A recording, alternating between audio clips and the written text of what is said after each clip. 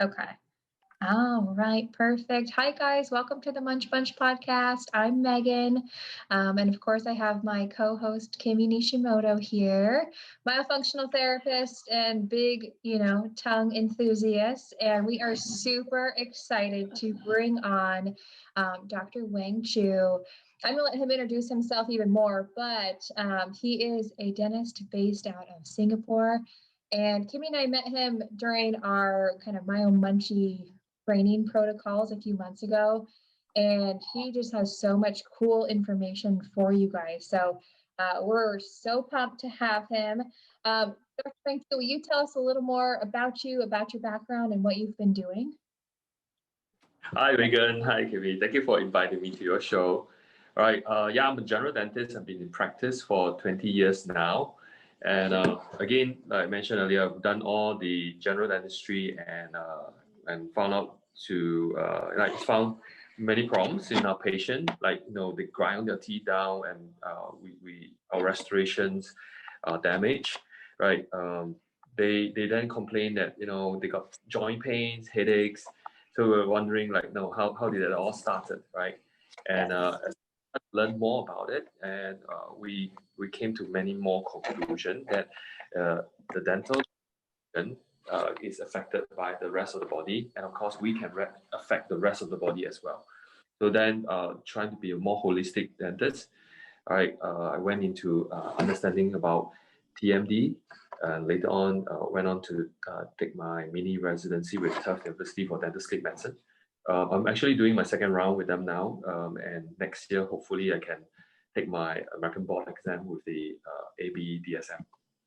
Wow. And also, after TMD, of course, going to myofunction. That one stems from one of my own problem. I do have a tongue tie since birth, and I can't breastfeed when young, and my mom blamed it on some soup that she took. Of course, it's not right, right?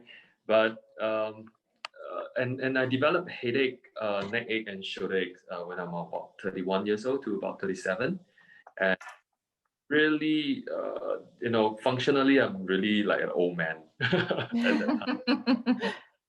So that also spurs me to really find out what goes on and understanding about balancing the bite, right?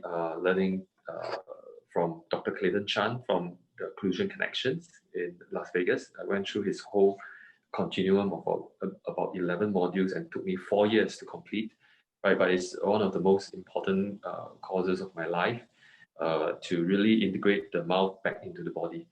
And after which, I find that, why is my tongue not lifting up? And Dr. Herman Ramirez came to Singapore in 2015. And he introduced me to myofunction. And at the time, we were myo brace system, right? So, and learning from him, right, I discovered that, really, my tongue can't get anywhere if I don't do the release. Of course, I rehabilitated, and my colleague gave me a tongue tie release, and that's much better. And in 2016, I met up with Dr. Marja Jones when I was giving a lecture in Taiwan, and she was talking about releases for babies, right? And I'm talking about for children and adults. And again, she influenced me on how to, right, help out younger children and up to a baby of even 4 days old, right? So looking at young ones, we really see what is a factory setting, what we should be doing, and how a restriction stop us from actually growing well, because we can't feed, we can't sleep, we can't swallow, right? So from that, it really impacts me a lot, and further developing my whole idea, combining this whole component, right? So now I look at the whole system in 3 parts. First, you start with the intake of air, right? So as a dentist, we can actually influence the whole shape and size and the volume of the mouth. And this, of course, will also have the influence to the nasal component because we are integrated in this craniofacial respiratory complex, right? So the tongue up or down is like a valve that opens or closes the airway. So we, as dentists, also can do expansion of the jaw, right, from young. And now, with the help of an understanding of myofunction, I'm actually doing quite good non-extraction therapy for adults as well, and have many cases. So we don't have to extract any teeth now for adults, and we can actually get them to do their proper tongue function, expand the jaw, and while we widen the arches and align the teeth without having to remove any. And then once we get that space, get the breathing right, right? Or should I say, allow the air to come in, then we have to get the breathing right. So the second part is about the delivery. So learning also from a few experts like Patrick Keown and so like Sabah Courtney, right? Even Dr.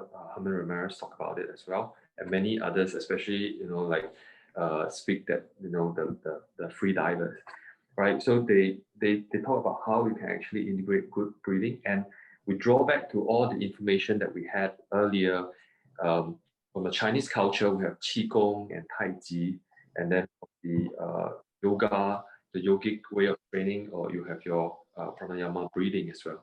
So all that is also very helpful to let us understand how we should go move forward now. So many thousand years of information is there, all right, to learn how to actually breathe better, to integrate the oxygen into your cells. Then we come to the last stage where we utilize this oxygen. Um, Before that, okay, one more thing about the oxygen, right? Yeah. Like Patrick says, right? Book is oxygen advantage, but actually there's another player in that is very important is carbon dioxide, right? So that really improve on the Bohr effect, and that helps the delivery or the release of oxygen from your red blood cells and then the delivery to your cells.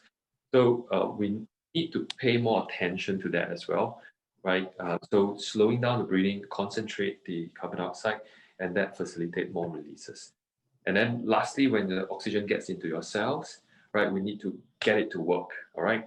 So red light, right, we actually get infrared from all around us, from the sunlight, from the heat. Like the Japanese also figure out if you jump into the hot onsen, the hot water bath, right, your body is getting the input of infrared as well. So, but the problem now is that we're avoiding the sun a lot. We're staying indoors. Everything is all air conditioned. So we're really not getting the infrared that we need. And the red, should I say, the mitochondria is actually important in getting this energy to transfer, right, oxygen, combine it with your nutrients, and then you get your ATP, your reactive oxygen species, and your dioxide. So then your body will heal and recover well, reduce inflammation, right? So the whole concept is really not just looking at one component, but we're looking at how the whole flow of air gets through to the body and utilize output that we want. So that's our ultimate aim. So knowing the ultimate aim, knowing our intent, then we can step forth to do our work, right?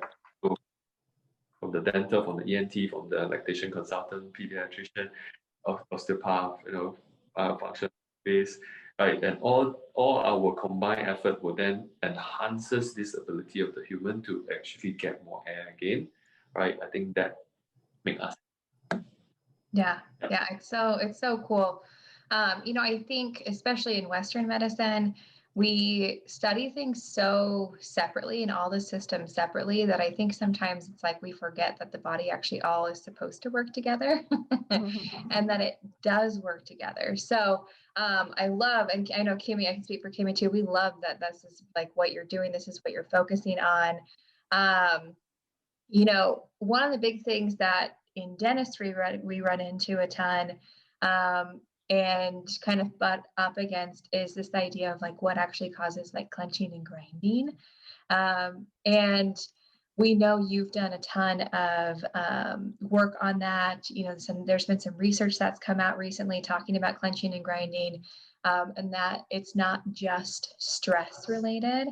So we'd love to hear kind of more about that and kind of root causes between clenching and grinding. So for the longest time, because of mental stress, and to translate into this movement disorder and clench and grind. But again, understanding the pattern stages, now you also understand that why we have to do this. Yeah. So literally, even if you read his definition, it's quite interesting. Sleep pruxism is actually involuntary jaw movement, contraction with occasional clenching and grinding. Yeah. So literally, uh, clenching grind, right, is a set of this whole activity of the jaw. We it this way when we are sleeping, of course, we're lying back. So if your mouth is open, there's no suction hole to the tongue, to the roof, it falls back. It blocks the airway. And now you're not getting enough air. Oh, your body say, now I got to do something about it. So you will then start just by increasing your heart rate first. Okay, so you can't breathe, heart rate goes up, sympathetic goes up, yeah, for 4 to 8 minutes, trying to get your heart to work harder and pump the oxygen around. Oh, still not enough. Not enough, not enough. Okay. Then you can't stay in deep sleep. You have to go into light sleep. So you have a little. Okay, maybe you just okay, and that helps. Okay, you breathe and you go back to sleep. But if it's still like blocking, no, that's not helping. So now you move from deep sleep to light sleep. And within just 1 to 4 seconds later, if they still don't detect sufficient oxygen, then you have to recruit more muscles, right? So now rhythmic masticatory muscle activity will start. RMMA will start. So you project your jaw forward. Yeah. So just to push open the airway slightly more, catch your breath, and if it's enough, take a deep swallow, and you go back to sleep. Right. So that occurs throughout sleep and during sleep studies, they sometimes put all this electrodes and they do detect it. And some petite lady with very small, especially Asian, with very small airway, right? You see they have very squarish jaw, right? So those are really strong clencher grinder, and they hold it really tight throughout the night. And some of them are not getting like snoring; they're just getting upper airway resistance syndrome. Kind of so this RMMA happens all the time, and out of that 20% translate to and clenching, right? So clenching grinding is a subset of RMMA due to airway resistance, right? So with his presentation like this, plus there's still the other possible component of the psychosocial kind of influence. We don't want to say totally no. Nothing is absolute, right? Yeah. But I think this really explained to us a lot, especially for young children. They grind more than adults, so we can't say that they're more stressed than us. But because they're sometimes the airway is really not catching up fast enough, they do have this issue. And also from the work of like we see that the upper arch are just not developing as wide. The whole oral system is not as big, and from feeding, right, using the pacifier or using the teat from the milk bottle, sucking tongue, all brings them down. So we're really facing more of these myofunctional challenges that can predispose the individual to early form of this airway obstruction. Yeah, and also I think Nicole highlighted one of the World Sleep Congress that this airway issues that now we can actually break it into four parts, right? So you go mouth breathing first, and then you go into snoring, and then you go airway resistant, and then you catch your breath. Yeah. So it doesn't mean it get worse, but it's just that depending on the time of the day, how you sleep, whether you are really tired, right? So it actually affects the whole airflow. So all this then translate into that kind of clenching grinding that we're seeing more and more in children and adults, and also the effect of it, right? Causing teeth to crack, and also and headache actually.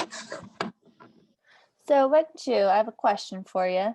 So, in America right now, everyone says like, "Oh, you're clenching more than usual. Are you just stressed?"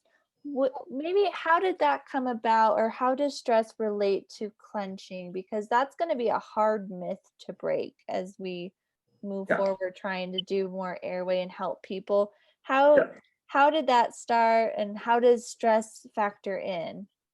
Let's put it this way. Very simple, right? On this side is outside the cave. On this side is inside the cave, all right? So when you get outside the cave, you're going to get stress. Okay, when you get inside the cave, you're going to be calm.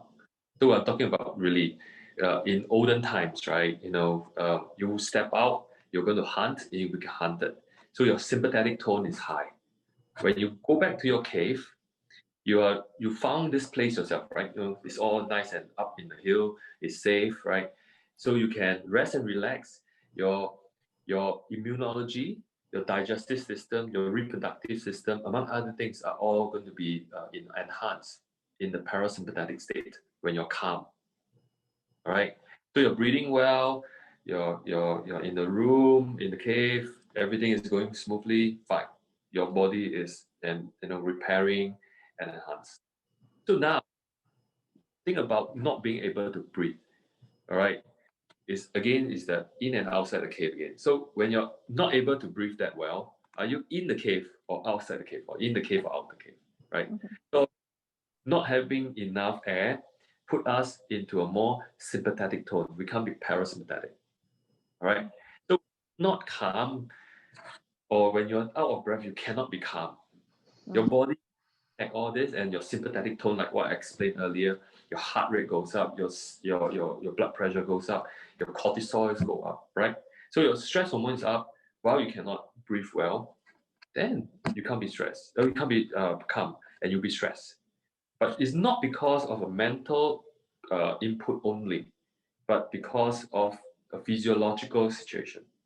So the day someone said, "I clench during the day as well." Why? Same. So those people with a very retruded jaw, deep bite, right? Me? That well. Kidding.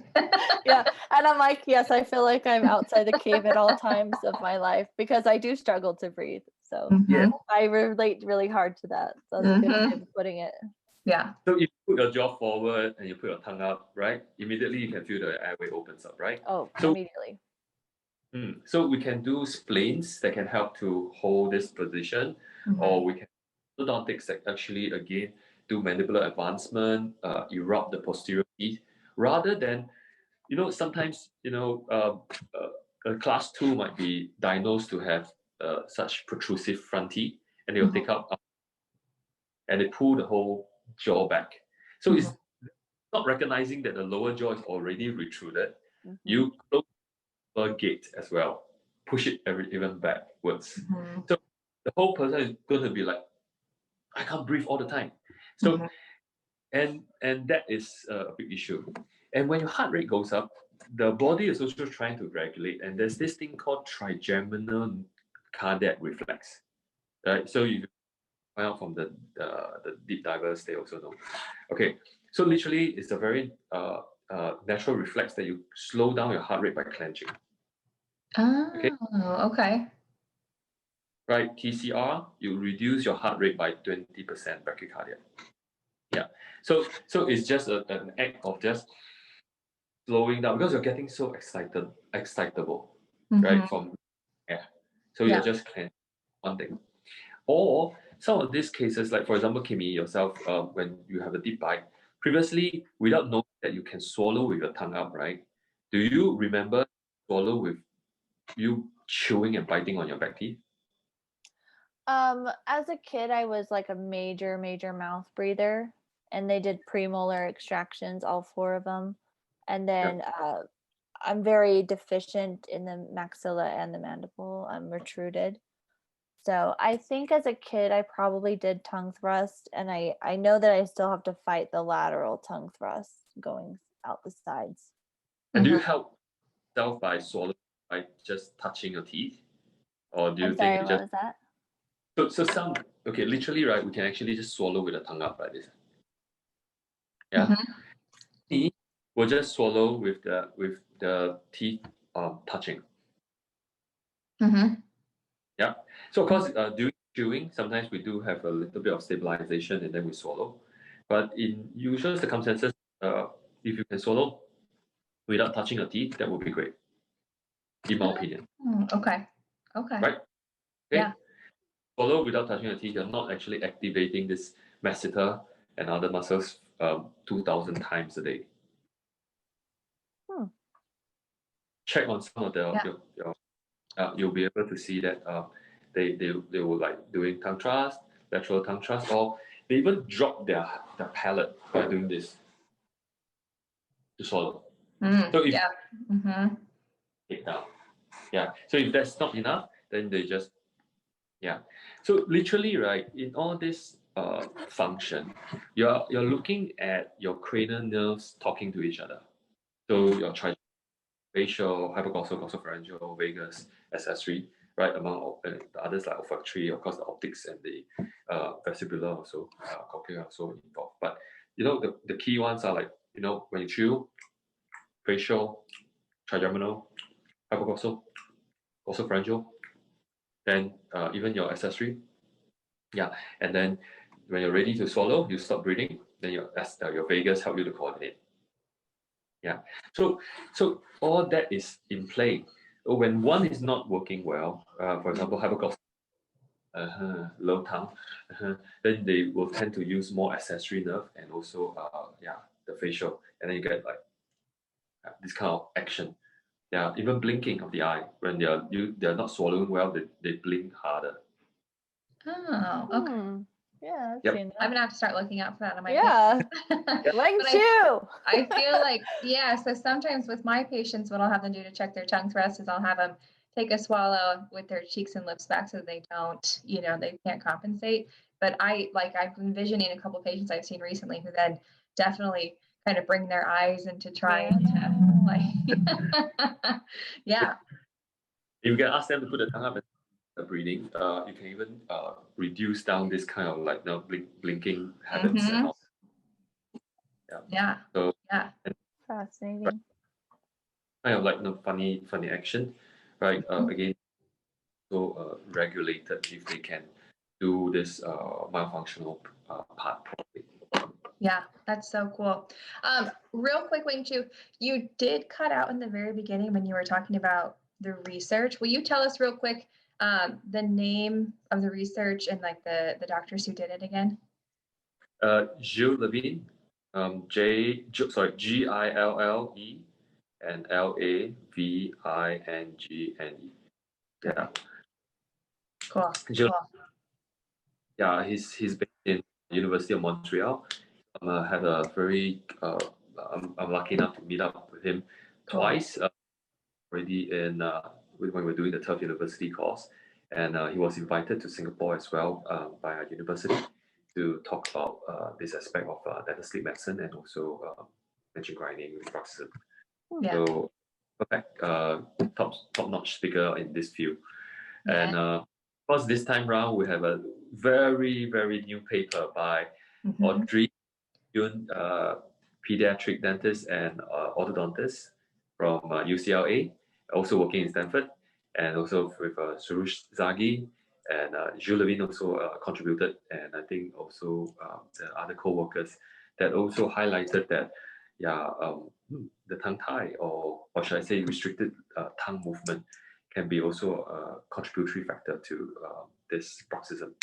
So among other issues. So I think I have not had a chance to read the full paper yet.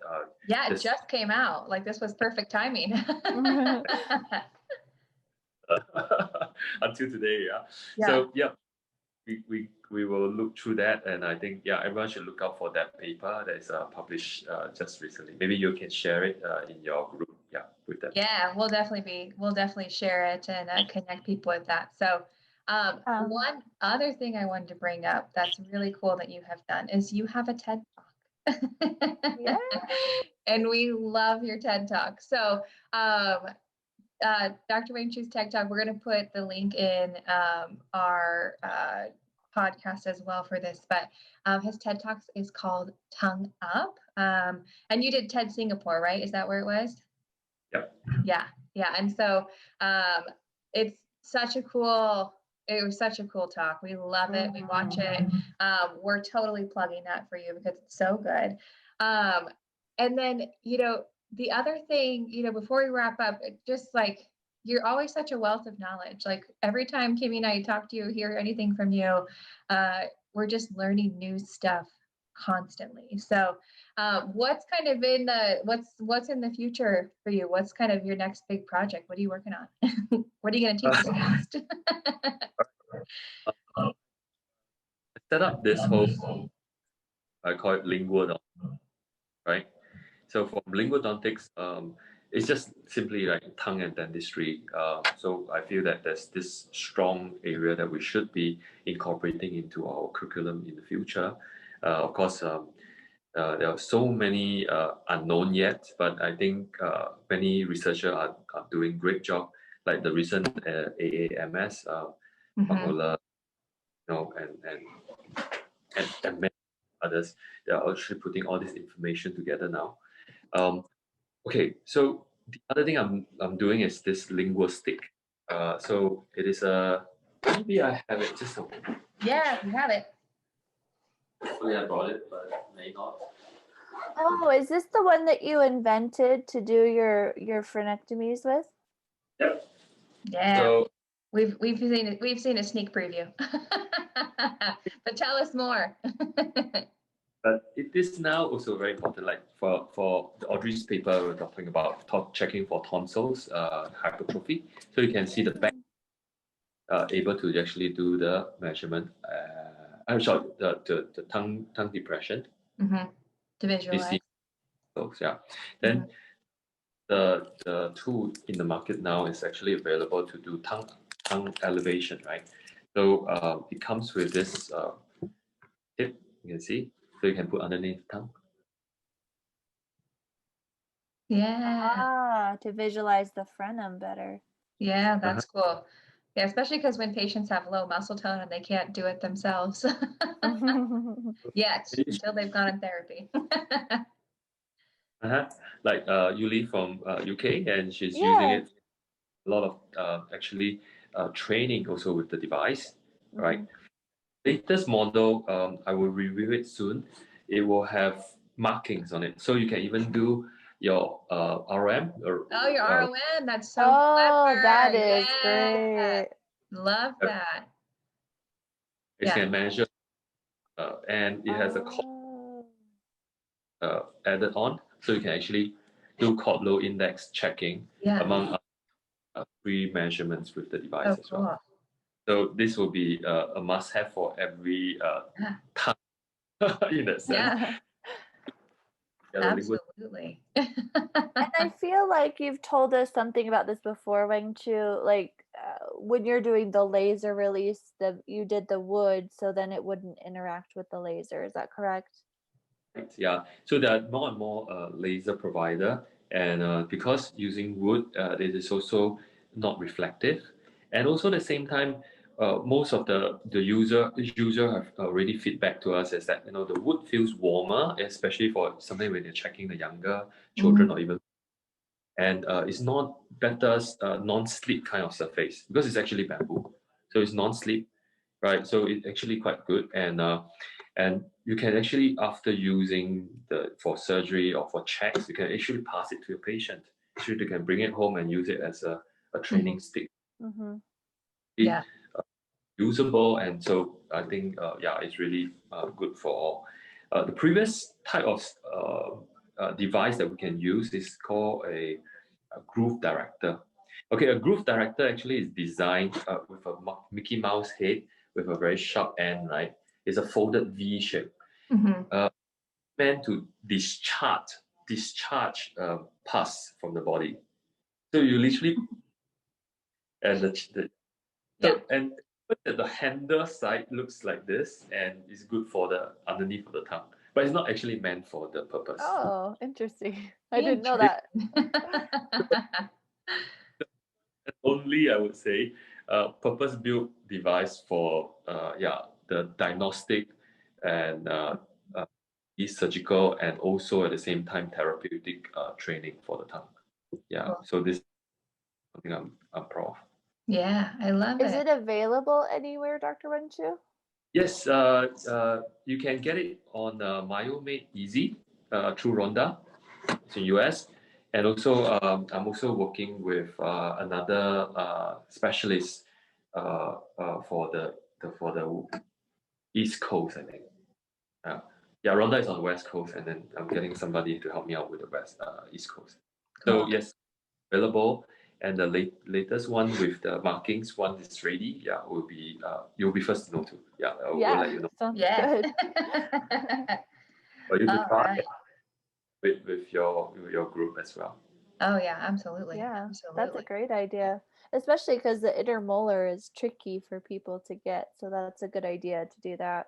Mm-hmm. Yeah, because also in wood, right? So what you can do is just ask them to bite onto it. Yeah. Okay, and then you can actually see the marking. Yeah. So Mm-hmm. Yeah, that's cool. That's cool. Well, I have one last thing. In your TED Talk Tongue Up, you have this beautiful story that you kind of tell about what a baby with sleep disordered breathing looks like, and as that baby grows up, what it looks like as a small child and then adult. If you don't mind, would you just kind of like give us that again, because it's such a lovely way that you put it in the TED Talk. okay, I think maybe I'm just trying to imagine myself Yeah. going. So I can imagine myself, having that tongue tie, and it doesn't really allow me to lift the tongue. So not only that, I have some difficulty breastfeeding. I have some difficulty in controlling my swallowing, right? So I can maybe expect a little bit more reflux, regurgitation when I'm feeding, right? And lying on my back means tongue is blocking me, and I might not be a good baby, and I don't sleep that well. I have to be carried over the shoulder, facing down all the time. Tummy time a lot more. Yeah, so that could be my situation young if I have a low tongue posture blocking the airway. Then as growing up, yeah, if the tongue is not again functioning well, speech is an issue. So previously I can't do bravo, bravo, yeah, I can't do that. And in let's say Latvia, my friend, her name is Laura. Okay, so if her friends have any tongue tie issue, you can imagine that you won't be able to pronounce her name right. So it will be Laura, Laura, or Laura. Yeah. So speech is being impacted. I can't swallow that well because I'm afraid to put chunky food or textured back of my throat, because I can't just put my tongue up to just move the bolus back. So I tend to chew on my front teeth and make a lot of noise while I'm eating. And yeah, and I don't sleep that well again, right? I snore, I grind my teeth, I crack my teeth, and then I get more decay on my molars. And my front teeth, I always get swollen gums, and I got a lot of plaque on my teeth because I just simply mouth open all the time. And I get a very slouchy posture. And I can't focus in class that well. And also at the same time, I'm a little bit more grouchy, right? So just not sleeping and going to deep sleep well. So going further, of course, then my mom will start to realize, oh, your teeth are not straight. Yeah, we have malocclusion, high arch palate, cross bites, yeah, or anterior open bite. Yeah, all kinds of dental and craniofacial have long face and protruded, facial features, and black eye rings, right, and a very slouchy, roll forward kind of shoulder, right, and I have flat foot. I got pronated knee. I have pelvic issues. Yeah, so and then I don't perform that well in class sometimes, or I don't perform well in sports, right? And then going up further, if this is not identified, yes, I will have so many other, like, yeah, dental, right, cardiac, diabetic, right, maybe obese, right, and among other things.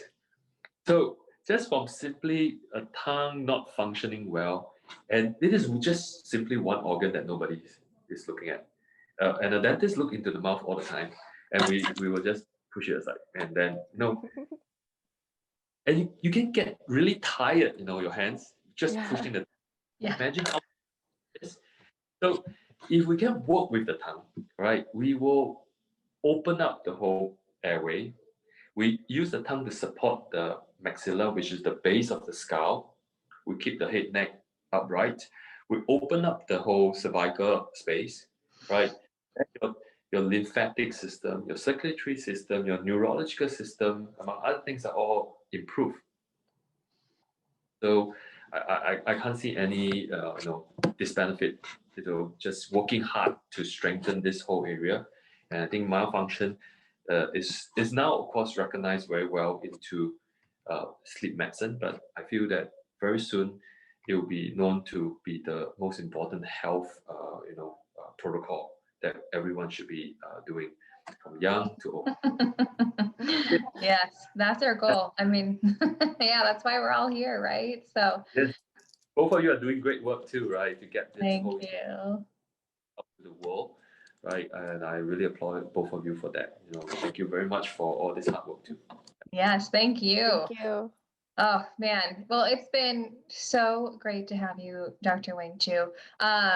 Now, if we've got the tongue up TED Talk, we've got the linguistic, we're so excited for what you're doing. You said linguodontics is what you're calling it, right?